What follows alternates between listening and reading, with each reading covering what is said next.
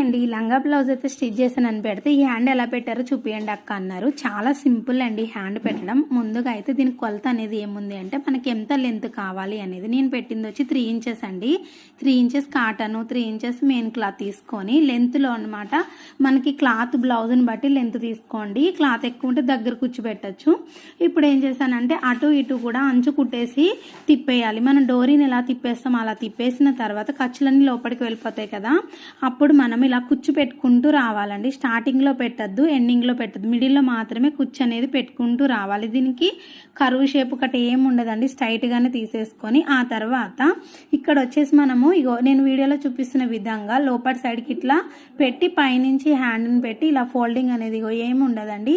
మనము readymade hands join చేస్తాం చూడండి టాప్స్కి, ఆ విధంగా ఇలా పై నుంచి ఒక కుట్టు వేసుకుంటూ వచ్చేసేయండి. అంతేనండి. లాస్ట్ జాయింట్ కుట్టు మనం హ్యాండ్ ఎలా జాయిన్ చేసుకుంటాము